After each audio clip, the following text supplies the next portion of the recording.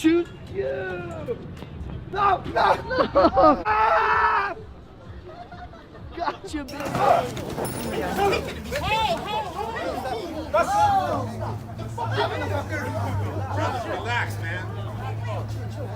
At the 23-year-old's mansion in the upscale hills of Calabasas, playing drinking games, dancing, and yes, that's an excavator. New here, I have a crazy fucking stalker, and there's lots of other videos leading up to this point. This is definitely an update, so I guess I'll link those below. But yeah, if you're not new, I have a stalker. It's a thing. A sauce.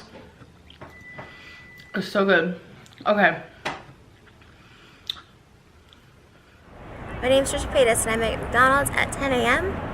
trying new McDonald's menu items. That's for getting my food full of your grease. Ouch! Hi everyone, it's me again. Squish Gang is present, and today we're going to talk about the idea of YouTube's cycle of controversy and how it is promoted in the algorithm. Now, if you're wondering what's going on with my eyeballs, where I have little clouds on my eyes. Problem is, my eyes are hooded, so it looks like blobs on camera, and I don't have time to fix it.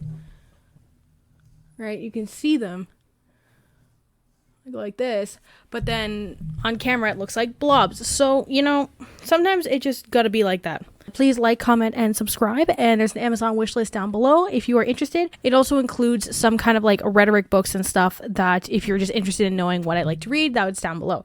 And then the books that I use for the videos are also tagged. Also, just really quick, trigger warnings for this video. You have domestic abuse, disability, trolling, racism, sexism, patriarchal concepts, and things of the like. I'll have some on the screen too if I come up with them later, but that's what I have going on right now. Anyways, let's get into the video. So when we think about the idea of YouTube and its cycle of promoting outrage, there are many different characters in these categories. I think of particularly Tana Mongeau, Jake and Logan Paul, Nikita Dragon, Bryce Hall, Trisha Paytas, Nikocado Avocado, Jeffree Star. People that take cycles of drama and controversy coming in and out of their social medias and their platforms as a way to kind of build their fame and money. So when you look at each one of these YouTubers, right, that I just mentioned, they each fall into one of the categories of controversy that I have created through this video, which is drama content through controversy, drama content through extravagance, and drama content through trolling. And because I don't have actually a lot of time to film this today, we're going to try to make this a little bit quick. So let's go straight into the content, which this is going to be drama content through controversy. Now, this category is famously associated with the beauty community in particular, which this category would include Jeffree Star, Nikita Dragon, Shane Dawson's brief stint in the beauty community, James Charles, but then also Tana Mongeau, who is outside of the beauty community. For YouTubers, this category, this is dependent upon the push and pull of audiences. I talked about the dramatization of YouTube and how that works in my Canadian Medicines Volume 1 Foodie Beauty or episode 1 Foodie Beauty video. So if you want more of the rhetoric on that, that would be in there. But there's also this kind of idea of the push and pull of the audience through traffic of social media. So just kind of just basic analytics of click-through rates and watch times and stuff, which then ultimately push your content in the algorithm to people that would be interested in you regardless of the controversy. And I think the association with drama and fame and money is just driven solely by the audience's perception of these characters. Now, when we think about this, why haven't they just been ignored? Or why haven't they just fallen off the platform? Well, this is becoming the case for some characters. If you can look at view declines such as Shane Dawson and Keemstar, there is a bit more complexity with that because there are cycles that will propel fame for people such as Trisha Paytas, Nikita Dragon, and Jeffree Star, for example. Now, why is this? If you're talking about the beauty community in particular, but this structure works for many different types of audiences. Only so many people wear makeup. Makeup only goes so far into something like this, right? You can only reach makeup lovers. However, how many people watch makeup and commentary, drama coverage, deep dives, or people who just watch deep dives and other stuff, just watch commentary and other stuff? If you can span deep into other types of coverage, people don't need to necessarily know you for makeup. Or if people only know you for makeup, that's good enough in itself. Many people relate to wearing makeup. People really relate to the idea of extravagance and controversy and just being able to see the train wreck, so they'll go check out the channels. Or people relate to just seeing what people are mentioning when they talk about these types of characters. So when we talk about the concept of rhetoric in regarding to particularly controversy rhetoric, this comes from the Rhetoric manual, the Essential Guide to Rhetoric, which is tagged down below as well if you wanted to read it. Not affiliated or anything, literally just so if you wanted to double check my sourcing. This states the following: the idea that persuasion is contingent upon the audience's characteristics assumes that the audience possesses defining characteristics before the speaker addresses it. That is why political campaigns and marketers love polling and market research. Their goal is to figure out what we want so that they can sell it to us more effectively. But the relationship between audience, a speaker, and their message is not static. Effective speakers don't just respond to the audience's opinions or biases, they can also shape how their audiences think. An effective rhetorician can play a role in composing, evoking, reframing the views of the audience in a persuasive situation. If you're looking at the idea of the marketing, with the creation of drama channels, a lot of petty drama began to gain traction and volume. And with that, you would get things such as subtweets and fallouts through social media. So when you're thinking about the marketing, you can tell the attraction and the amount of traffic going to you just through your social media. You don't need to do polling through other companies or door to door or any of these more complicated methods that politicians used to utilize. You can literally do polls on your channel. I do them all the time to vote on content. With looking at these petty dramas such as subtweets and fallouts regarding logo designs or cycles formed in response to comments, you then will begin to expand your audience because people will comment under videos. I heard of you through such and such's video. This is in response to this person's video. Oh, this is who X person was tweeting about. And then there can be an interest generated through the persuasion of the person delivering the message now.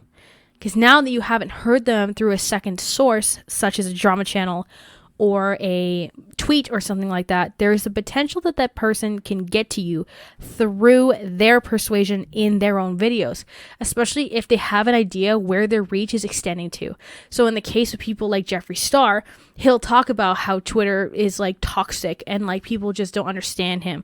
Or he'll talk about like Kat D and how she's like manipulative, and you can see by how like she says XY thing and all these controversies following her, that you can project your persuasion in the attack, especially when you're good enough at keeping track of everything to acknowledge what is coming. This is how you can kind of fuel the perpetual cycles of drama content through your own desire for seeking controversy.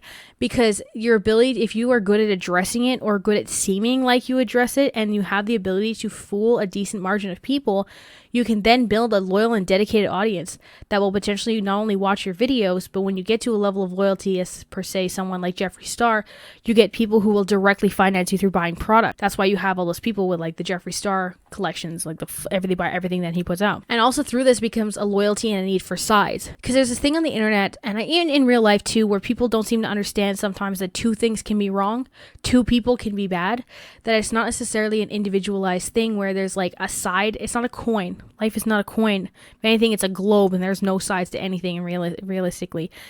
When it comes to things like just objective correctness or incorrectness in every situation, right? So when you're thinking of people like Jeffree Star, if you followed him from the Kat Von D stuff, for example, it becomes more and more difficult to let go of somebody as your parasocial relationship builds. So if you can keep addressing controversy and so-called keep a consistent character in these cycles, which is like what say Nikita Dragon does. She does her like bad bitch energy with everything and tries to keep consistent to a certain tonality and delivery. You can keep up those parasocial relationships for longer, and the longer you do that, the harder it is to get out of them. Again, coming back to the research component, right, where I talked about polling and social media or whatever, you can instead kind of form your sourcing through pure establishment as well. If you've had a good track record going for a little bit of time, you can then kind of depend upon that track record. Or especially if for those like Tana Mongeau and Jeffree Star who built their career on being messy, they can show consistency in that regard and depend on that as a concept. And the interest in quote-unquote trashy or messy characters is nothing new. That's been around since the celebrity and tabloid era, especially in the early 2000s. You can remember all the pictures of Paris Hilton in short skirts or the way that the paparazzi berated Britney Spears in hopes for that kind of character arc of that so-called trashy person. And that's why reality TV exists, and phenomena like Jersey Shore and the Kardashians become such this like kind of attraction where it's like sometimes people being messy is something that we desire to look at. I think it has to do with the instinctual like kind of purpose of gossip for the sake of character analysis and quote-unquote safety. And it almost feels like in the modern age of the internet that those that create drama and controversy on purpose do so to kind of take back power from the kind of tabloid rendition of certain aspects of their life. Between the desire for power and wealth and audience expansion and control over how they're reporting, people will kind of come together in manifesting these identities, which is why you had all those beauty creator collaborations of so-called problematic characters such as Jeffree Star, Nikita Dragon, James Charles, etc. You become like-minded in this idea of expansion, and you can make, at times, orchestrated drama between you and other characters. This became prevalent when you were talking about Jake and Logan Paul circa 2017, where they were driving drama within the two of them because they built their careers on kind of being like, you know, outspoken and whatever, problematic, if you will, and then they were able to play off of each other in that way because it wasn't necessarily unexpected of each of them to do individually, but then they could have the twist of them doing it to each other. Now if we get into part 2 of drama content through extravagance, you have in this category, we're going to discuss mostly men, because when I'm saying extravagance in this way, I'm saying things like just being, I don't know how to say it besides like extra. So like stunts and things like that. That kind of idea of just like reckless nature in public. When we're talking about this, we have people like Logan and Jake Paul and Bryce Hall and Austin McBroom. By the way, though, if you do have more examples of any people in these categories, feel free to comment them down below. I love hearing your guys' opinions, and also feel free to even just suggest video content as well and all your opinions, except if they're mean about my makeup, because I know it turned out funny and I'm sad when I look at it in the camera. But it do be like that sometimes. So firstly, with these characters, we need to address the concept of masculinity in this case. So this rhetoric will be kind of a gender analysis. When we look at many of their interactions, these are fueled by so-called desirable masculine traits, such as being brave or risky or angry. Now, for example, we're talking about things like Logan Paul's vlogs, where he would jump into like the rivers and like the little over the bridge in like Italy, or Jake Paul would do these kind of crazy stunts, or they would use vehicles or different things, or David Dobrik, for example, his vlogs with a lot of dangerous antics, one which almost killed Jeff Wittick, and another person as well. There are multiple people who have been injured at the hands of David Dobrik's vlogs. I can never say the word vlog, oh my god. But regardless, there's that kind of and it's like this like leader mentality and this quote unquote brave ideology that kind of attracts people to these types of characters. Like I said, Logan and Jake Paul in particular will put themselves into dangerous situations, or they'll present themselves as very angry and with a strong vibrato. Now remember, and I've said this before, if you're talking about like cycles of toxic masculinity, there is this idea that men are logical and never emotional, because anger is not considered an emotion in these circumstances, despite the fact that it obviously is. And intimidation in these approaches is for some reason considered completely logical and a good way of dealing with argument. And if something happens, which is quite bizarre, to be honest, I don't really see why that is. But alas, that's just kind of, again, that's just a cycle of masculinity, I suppose, is because of like strong, brave male leaders or whatever from a historical sense. And if we think about the two categories I just spoke of, and we talk about the contrast between the two characters, there is drama based on attention seeking, which are kind of driven by the societal gender norms, and there's an attachment to certain forms of approaches. Men base value on strength and bravery and the ability to stand up for themselves. So being able to like not give a shit about what everyone says in public, for example, if we're looking at Logan Paul's Japan vlog, is this idea of an original person who can lead and be on their own, which is why, you know, even his merch line was called Maverick, right? It's this idea of being an individual. Same thing with Jake Paul. When he's a fighter, he wants to be the best of them all, and they have the ability to, you know, win fights against other people no matter what the cause. He has this ability to be the strongest leader and the man at the forefront of something. But if we look at the controversy-based people, even if not all necessarily women, there is this idea of the basis being on social status and gossip, and this kind of talking nature, which they always say women clucking like hens or what have you.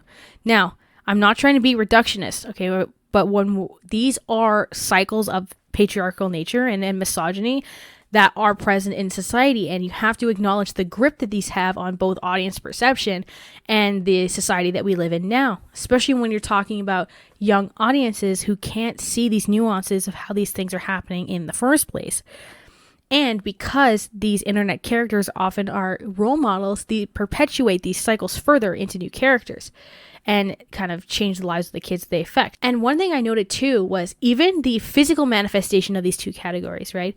If we take Jeffree Star and Nikita Dragun, Tana Mongeau, James Charles, they all have this like hyper feminine presentation, regardless of if any of them identify, like regardless of those who identify as women and who identify as men, etc.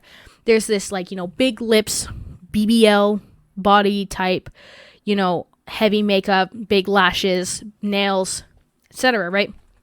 It's this hyper feminine presentation, yet people who drive drama through kind of gossip and rumor, versus Bryce Hall, Logan Paul, Jake Paul, who are all no makeup, short hair, very, very muscular men. Even if you're going to argue maybe David Dobrik doesn't look like that, he still doesn't look feminine in any way, right? And even then he has like his big cars and his big house, and you know wears all like just like black basic clothing, and has all these like, you know, manly activities or what have you. Like there's always this like physical manifestation of the representations of the cycles that they work within, which I just thought was something really interesting. Obviously there's going to be outliers on both ends, but if you're taking the crux of like those that are the most popular, it's very interesting to look into that. It goes deeper than this, of course, but there's different types of analyses, right? Rhetorical analysis, there's different frameworks that you can go through. For this section, I chose my rhetorical analysis to be through gender norms and cycles of misogyny, because I felt like that became very prevalent when I was looking into specifically the male characters here. Because intersectionality can be evaluated when looking at these problems as well. You know, how certain races cannot get away with this stuff. There's a reason why there's a lot of caucasity in these characters. You know, how there's definitely not this tends to not be like older people as much, which is good too, because if you're being dramatic like that, you're being obviously blatantly immature, but at the same time, it's like there's different aspects of certain isms that come in when we're talking about this that will also align with the representation of a patriarchal hierarchy that exists in society. Now, if we get into part 3, drama content through trolling, this category I want to include characters like Trisha Paytas, Onision, Nikocado Avocado, and Amberlynn Reed. Now notice this one does have a mix of characters, mix of genders, representations, etc. So this one's kind of just an anomaly in that lens, but there are other lenses that do apply. So this content is based on the idea of shock. When I talked about before that there's like the idea of like adoring a train wreck and being attracted to a train wreck, which this is a concept of the rhetoric of dramatization. With these people, essentially, it becomes a contest of who can make the most exciting content.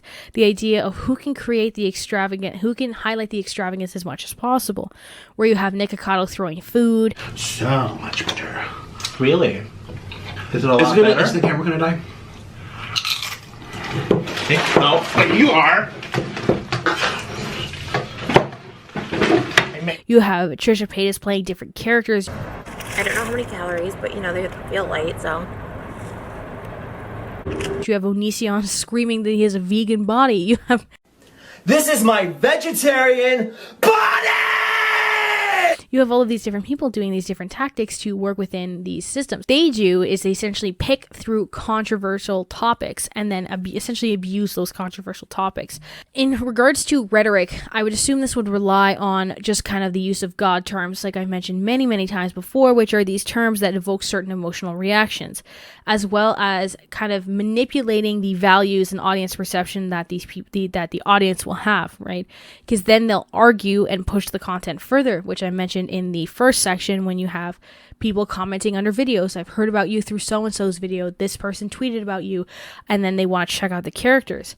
And when you have such extravagant characters, you end up with what's called hate watchers, which are people who are just watching just to see what's going on and have just kind of morbid curiosity and perhaps just want to comment to make themselves feel seen, that they know that they're telling you they don't like your content. Because the other thing is, if you turn the comments off, your video doesn't get as much engagement and then you don't get as many views, which is why famously like Amberlynn Reid has always kept the comments on despite saying that they're so difficult, because if I remember, she ever turned them off, but it is known that if you limit the engagement, the video doesn't do as well. Now, if we talk about what instances of controversy these people abuse, there is Nick Kaleidos makes jokes about disability and domestic abuse. Trisha makes racist, homophobic content at the expense of the transgender community.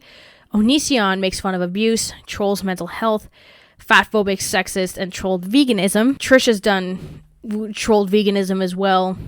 Economic disparity. I'm going to go back. Trisha Paytas in particular, because of how long their career has been, has like dipped their toe into everything that they possibly could. And if I refer to them as she, her, I apologize. Amberlynn has trolled through racial representation using AAVE, pretending to not know certain meanings of certain racial words or racially charged words, trolls the state of her health through content and diet cycles as well, and likes to troll through ableism, which Nick Avocado does as well by making his like I am disabled videos. Most issues with Amberlynn, and you could argue Nick Avocado as well, are not inherently weight related, but weight is used as a tool to force these processes in the first place. I have an entire video on Amberlynn Reid, so I don't want to go too far into how it works with her, that I can tag that in the cards as well, and then you can just check it out on my channel. We talk about kind of YouTube's promotion of these cycles. It is exactly this. It is how the algorithm works. How videos get pushed out are upon initial view from subscriber base, the amount of likes, shares, and comments on the videos, as well as watch time. A lot of these characters will have a thumbnail relating to an instance that either doesn't happen in the video at all or happens towards the very end.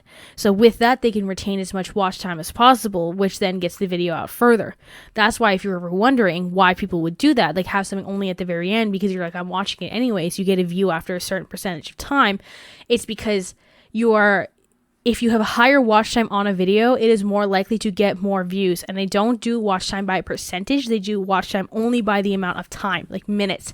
I had my 2-hour long video, the 2016 YouTube video, proportionally percent-wise, it wasn't any higher than my other videos. If anything, it was probably lower. But because there's so much time in the video, even just making the averages out of those who watched it all the way through, made it the best watch time I think I've ever had, just because it's the longest video I've ever made. So when you have this longer watch time and the like, share, and comment, even dislikes can push videos to a certain extent. So because of these things happening, they can perpetuate these cycles on purpose. It's pretty easy. It's really not that difficult to stir controversy in communities like these, and it's really not that difficult to gain engagement as long as people are not necessarily aware that that's what they're doing. People are becoming more aware, which is good, which is why videos or views of a lot of these creators have plummeted. Onision's are abysmal. They're like less than mine are a lot of the time. There's Trisha Paytas's are also very bad. It's like 50k views for 5 million subscribers. Tana Mojo's are still good, but she doesn't upload very often, so that's probably why. Jake Paul's were falling until he got into his boxing arc. It's just eventually, as the internet progresses and goes through things, it seems that people are becoming self-aware of these things, which I hope that this video, for those who are not as self-aware, maybe could feel that they understand, or for those who are, to kind of know the societal concepts that come into these types of things. But regardless, to conclude, yeah, I don't know. The internet kind of be funny sometimes, LMAO. I don't know, I just think it's really interesting that these cycles are perpetuated through the internet and you get this kind of trolling content becoming really popular, because it's never been something I've been interested in. I've been interested in people commenting on it, but I don't really engage with the content directly, which creates a whole different thing, because you end up with niche communities that have their own dramatic natures in and of themselves. But I can make a whole other video on that too, to be honest. But regardless, if you're still here, like, comment, subscribe if you so desire. My social medias are linked down below. Squish Gang says goodbye. And I hope you guys have a great day wherever you are. And I'll have a different makeup look next time. Anyways, have a good one. Bye. Okay, murder mystery time. Who died? Who found his body? Poor Ferb. That pulls at the heartstrings. Who's the lead detective in this case? A brother would. And who's his first suspect? Like, who is he checking out? Relationship issues. She has an alibi. Who was she with? He wouldn't lie. Who are we investigating next? Next 3 suspects. Whoa. Not even going to try and unpack that.